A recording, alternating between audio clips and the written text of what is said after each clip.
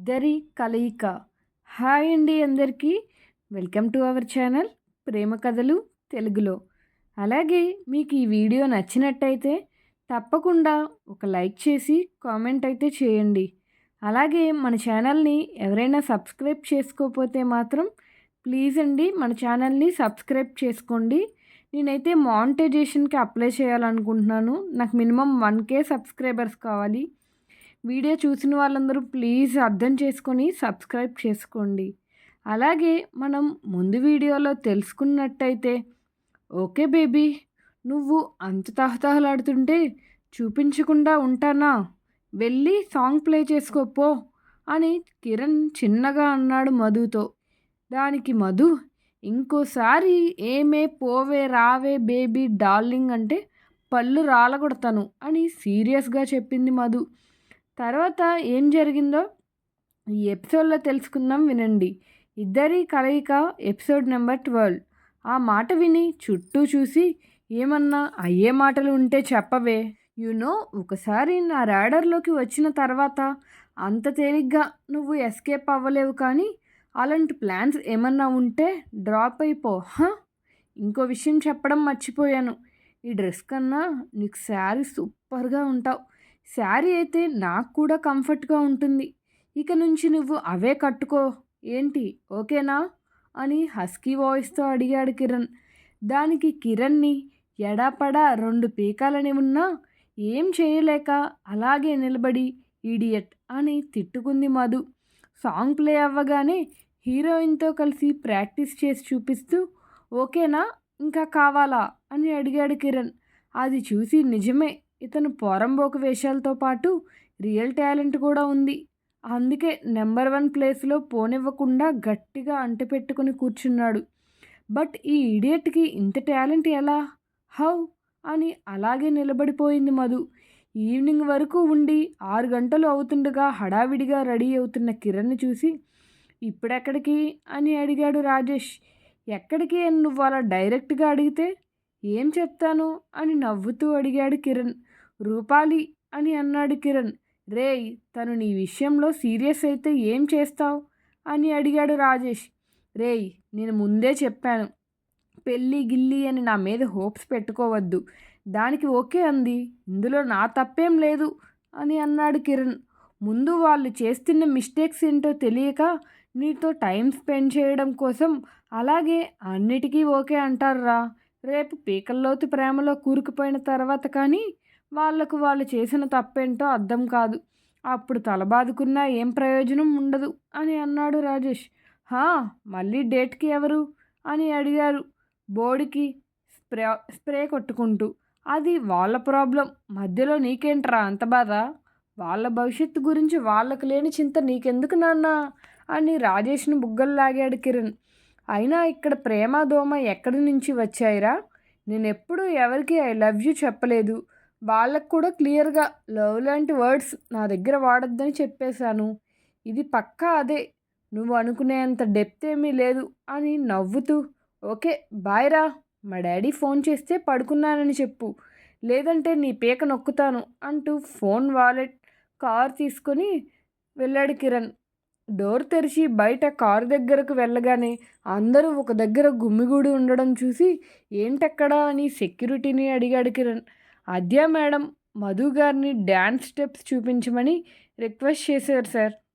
Madhu madam చూపిస్తూ ఉండగానే అక్కడ క్రౌడ్ గ్యాదర్ అయ్యారు. డోంట్ వరీ సార్, మేము 5 మినిట్స్లో క్లియర్ చేస్తాం అన్నాడు అతను. అతను చెప్పింది విని కార్ డోర్ తీసేవాడల్లా ఆగి అటుగా వెళ్ళాడు కిరణ్. కిరణ్ అటు వెళ్లడంతో సెక్యూరిటీ అక్కడంతా క్లియర్ చేయడం స్టార్ట్ చేశారు. ఆకాశంలో ఆశల హరివిల్లు అని మధు డ్యాన్స్ చేయడం చూసి తన డేట్ విషయం మర్చిపోయి అక్కడే నిలబడిపోయాడు కిరణ్.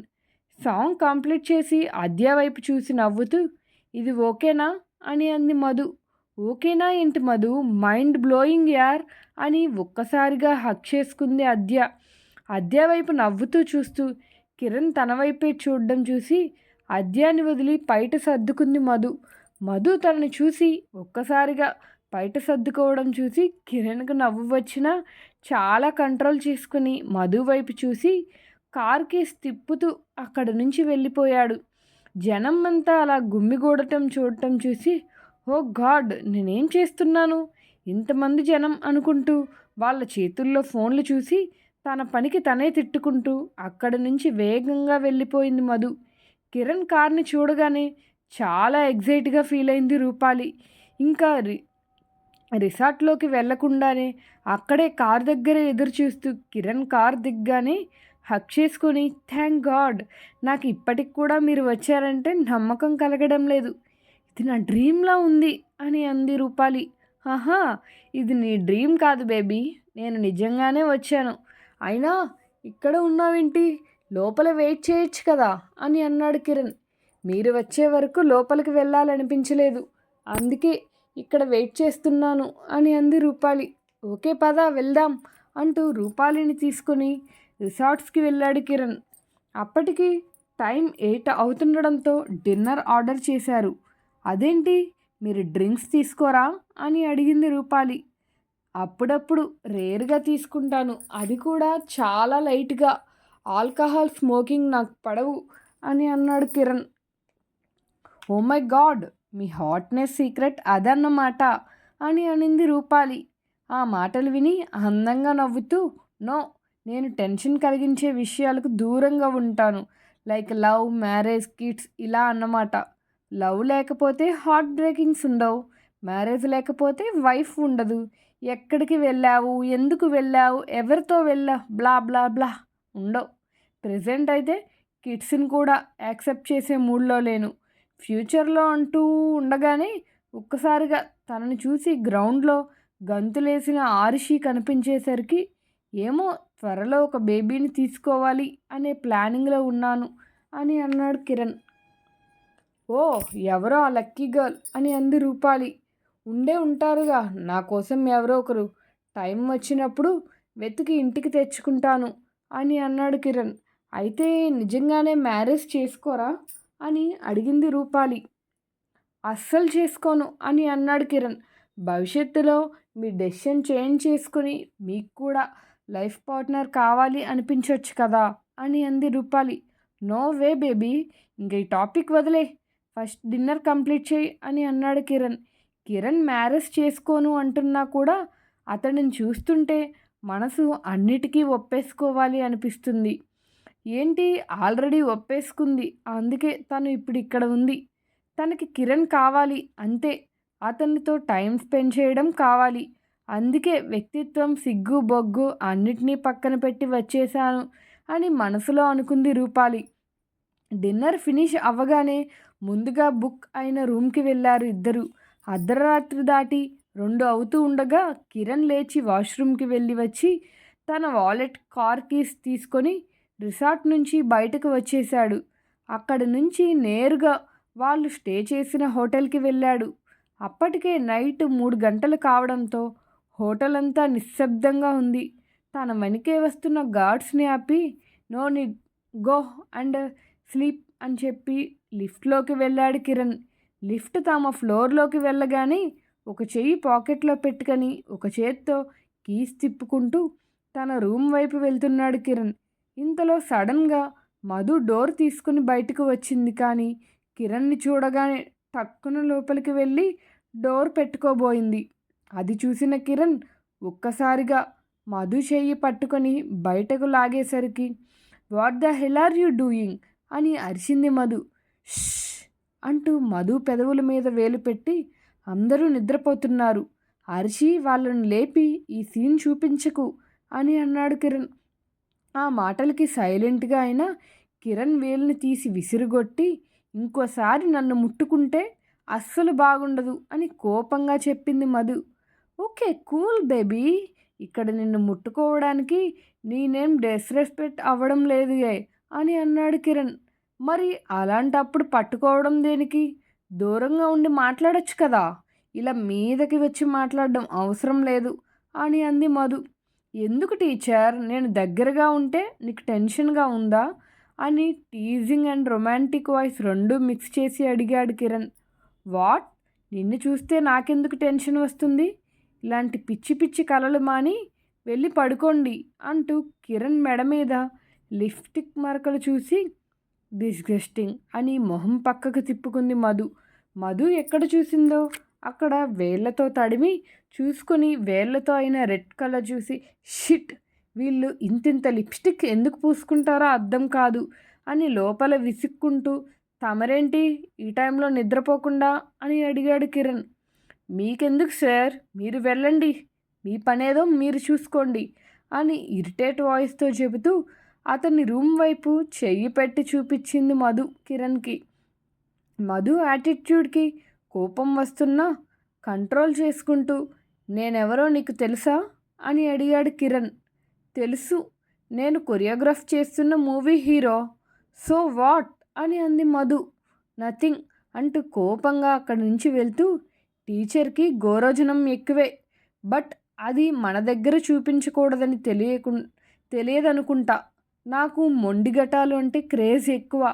ఎందుకు టీచర్, గోటితో పోయేదాన్ని గొడ్డల దాకా తెచ్చుకుంటావు అని వెళ్ళిపోయాడు కిరణ్. ఓ గాడ్, ఏంటి ఇతను నన్ను పట్టించాడు. త్వరగా ఈ షూట్ కంప్లీట్ చేసుకుని చిన్నుని తీసుకుని త్వరగా ఇక్కడి నుంచి వెళ్ళిపోవాలి. తనని కూడా ఈ యారగెంట్ మీద ఇంత ఇష్టం ఏంటో అర్థం కావడం లేదు. తనకి కోపం వచ్చినా సరే ఇతని నుంచి దూరంగా ఉంచాలి అని అనుకుంది మధు. మరుసటి రోజు షూటింగ్ స్టార్ట్ అవగానే ఆద్య కూడా పర్ఫెక్ట్ అవ్వడంతో రియల్గా షూటింగ్ని స్టార్ట్ చేశారు. మధు వాళ్ళిద్దరిని చూస్తూ షూటింగ్ గ్యాప్లో ఆద్యకి డ్యాన్స్ మూమెంట్స్ చూపిస్తూ ఉంది. అప్పుడు కిరణ్ ఉఫ్ అనుకుంటూ ఫోన్ రాగానే లోపలికి వెళ్ళిపోయాడు. ఫోన్ రింగ్ అవుతూ ఉండగానే వాష్రూమ్కి వెళ్ళి వచ్చి ఫోన్ పక్కన పెట్టి రిలాక్స్గా వాలి పడుకున్నాడు కిరణ్. ఫోన్ ఎవరికి చేశావరా అని అడిగాడు రాజేష్. సీక్రెట్ అని అందంగా నవ్వాడు కిరణ్. ఫోన్ తీసుకోబోయాడు రాజేష్. రాజేష్ కన్నా ఫాస్ట్గా ఫోన్ని తీసుకొని అరే అంత ఆత్రం ఏంట్రా, రేపు తెలుసుకుందు కదా అని నవ్వుతూ అన్నాడు కిరణ్. అంటే అందరితో పాటే నన్ను కూడా తెలుసుకోమంటావు అంతేగా అని కొంచెం కోపంగా అడిగాడు రాజేష్. హో, ఇక్కడ నీ ఈగో హట్ అయిందా, సారీ అని నవ్వుతూ అచ్చా, నేను కాల్ చేసింది నాగాకిరా అని అన్నాడు కిరణ్. ఇప్పుడు ఆయనతో నీకేం పనిరా అని అడిగాడు రాజేష్. నా నెక్స్ట్ డేట్స్ ఆయనవే కదరా, ఈ పాపని రికమెండ్ చేశాను అని నవ్వాడు కిరణ్. ఈడియట్, పాత చింతకాయ పచ్చడి 90s హీరోయిన్ అన్నావు కదరా, మరి తనని ఎలా రికమెండ్ చేశావు అని అడిగాడు రాజేష్. టీచర్కి కాస్త గోరోజనం ఎక్కువలే, తనకు కూడా నేనేంటో చూపించాలి కదా అని పెదవుల్ని వెచ్చేస్తూ అన్నాడు కిరణ్. ఏం చూపిస్తావురా, ఎలా చూపిస్తావు అని ఆశ్చర్యంగా అడిగాడు. నీ ఎదవ డబుల్ మీనింగ్ డైలాగులు నువ్వు అనుకున్నదేం చూపించనులే, టెన్షన్ పడకు, నా స్కెచ్ వేరే ఉంది అని అన్నాడు కిరణ్ రాజేష్తో. థ్యాంక్ గాడ్, మరీ ఎక్కువ చేయకు, తర్వాత నువ్వు ప్రాబ్లమ్స్లో పడతావు. అయినా నువ్వు ఇంతవరకు ఎవరిని రికమెండ్ చేయలేదు, ఇప్పుడు సడన్గా టీచర్ని చేస్తే నాగాకి డౌట్ రాదా అని అడిగాడు రాజేష్ కిరణ్ని. దానికి కిరణ్ వస్తే రాను, ఐ డోంట్ కేర్ అని అన్నాడు. ఓకే, డిన్నర్ ఆర్డర్ చేయనా అని అడిగాడు రాజేష్. ఓహో, మనమే వెళ్దాం అని అన్నాడు కిరణ్. ఓకే పద, మరి నాకు ఆకలి అవుతుంది, నేను వాష్రూమ్కి వెళ్ళేసి వస్తాను అని అన్నాడు రాజేష్. కిరణ్ బద్ధకంగా లేచి ఫోన్ తీసుకొని త్వరగా రా అంటూ బయటకు వెళ్ళాడు. హాస్టల్లో చిన్న చిన్న గొడవలతో బిజీగా ఉన్న ఆరిషి షూటింగ్ అయిన తర్వాత బడ్డీతో ఆటోగ్రాఫ్ ఇప్పిస్తానన్న అశోక్ మాటలు గుర్తుకు వచ్చి రేపు మమ్మీ షూటింగ్ కంప్లీట్ చేసుకొని వచ్చేస్తే నన్ను ఇక్కడి నుంచి తీసుకువెళ్ళిపోతుందిగా, మరి నేను బడ్డీ ఆటోగ్రాఫ్ ఎలా తీసుకోవాలి అని నిద్రపోకుండా ఆలోచించడం మొదలుపెట్టింది ఆరిషి. అప్పుడు ఐడియా, రేపొద్దున్నే మమ్మీ వచ్చినప్పుడు నన్ను బడ్డీ దగ్గరికి తీసుకువెళ్ళని రిక్వెస్ట్ చేస్తాను. తను మా మమ్మీ కదా, అస్సలు వినదు. సో రిక్వెస్ట్ క్యాన్సిల్, గోల చేస్తాను అని ఒక స్మైల్ ఇచ్చి చిల్ అవుతూ హ్యాపీగా కళ్ళు మూసుకొని హాయ్ బడ్డీ, ఏం చేస్తున్నావు, నేను గుర్తున్నానా అని అడిగింది ఆరిషి కారిడార్లో నడుస్తూ. మళ్ళీ ఎప్పుడు కనిపిస్తావు baby I miss you sweetheart అని అంటూ ఉండగానే డోర్ తీసుకుని బయటికి వచ్చింది మధు. కిరణ్ ఆ మాటలు అన్నది తననే అనుకొని చాలా సీరియస్గా చూస్తూ ఇడియట్ అని చిరాగ్గా ఫేస్ పెట్టుకొని ఫాస్ట్గా అక్కడ నుంచి వెళుతూ ఉండగానే బయట ఒక స్టెప్ ఉండి తిప్పి పట్టుకోకపోవడంతో అది పక్కనే అందం కోసం పెట్టిన పూల కుండీలోని చెట్టుకు తట్టుకొని పిన్ను ఓడడంతో వెంటనే తిరిగి చెయ్యి వేసి పట్టుకొని వెనక్కి తిరిగి ఎక్కడ పట్టిందో చూసుకోకుండా ఆవేశంగా వెనక వస్తున్న కిరణ్ చెంపని చెల్లుమనిపించింది. మరి రూపాలి చెప్పినట్లు కిరణ్ నిజంగానే లైఫ్ లాంగ్ పెళ్లి చేసుకోకుండా ఉండిపోతాడా? ఇంతకీ కిరణ్ ఎలా స్పందిస్తాడు మధు కొట్టిన చెంప దెబ్బకి? మీరేమనుకుంటున్నారో కామెంట్ సెక్షన్లో కామెంట్ చేయండి. అలాగే ఇలాంటి కంటెంట్ కోసం మన ఛానల్ని సబ్స్క్రైబ్ చేసుకొని లైక్ చేయండి. Thank you for watching. Keep watching our channel ప్రేమ కథలు తెలుగులో.